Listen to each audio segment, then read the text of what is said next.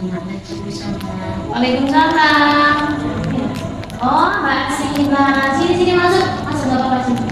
Allah. Duduk saya, duduk sini. Kenapa ini? Kok lihat tempatnya murung? Ada apa? Aku nggak kuat kalau terus Kenapa? Kenapa kok jauhin Mbak Sila? Ada apa? Cerita sama Ustazah. mereka jauhin aku karena aku nggak ngasih jawaban.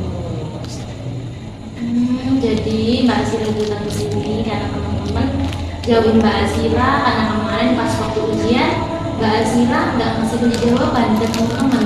Iya. Tidak, kenapa ya aku harus jadi anak jujur itu malah tidak punya teman. Mbak Sila, pikirin dengan baik-baik ya.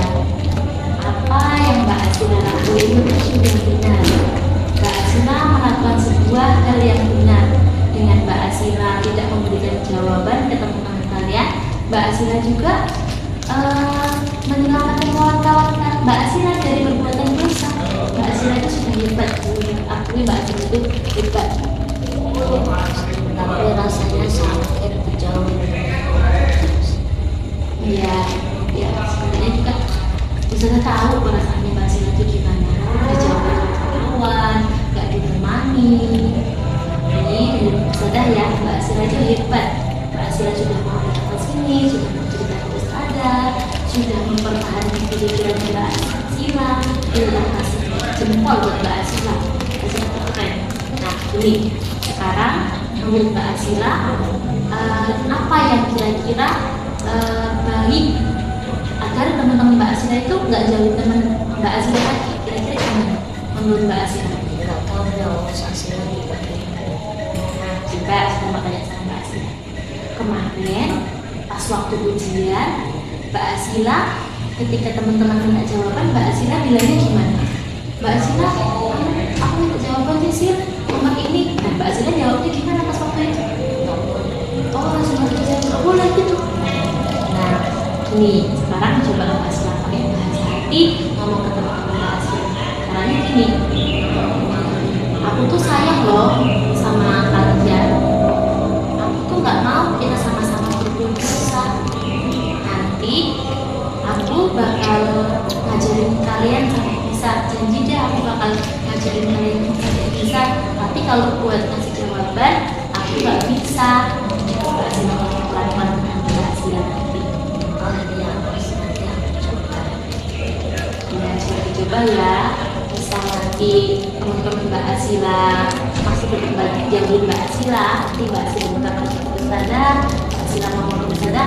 Nanti Ustazah ngumpulin tangan ke teman-teman Mbak Sila langsung sudah kasih arahan, kasih bimbingan ke teman-teman Mbak Sila.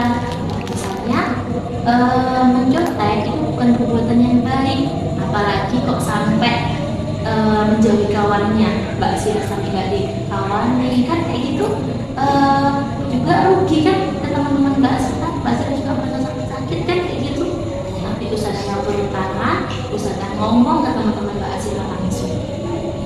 Sebentar, sudah sesuatu tuh Mbak Sila.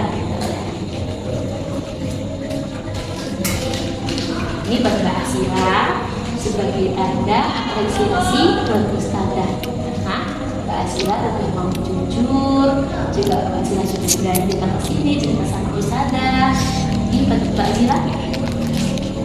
Ya, besok lagi kalau Mbak Sila ada masalah, ada sesuatu kejadian di kelas yang tidak menyenangkan, apalagi kok teman-teman Mbak Sila masih menjadi Mbak Sila, ruangan ini saat yang buka buat Mbak Sila.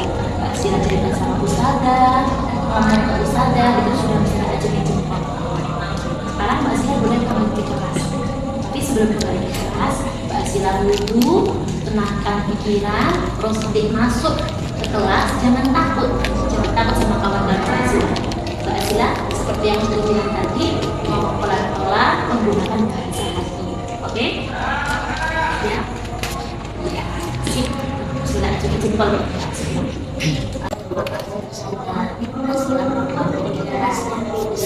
Jangan takut ya. Waalaikumsalam.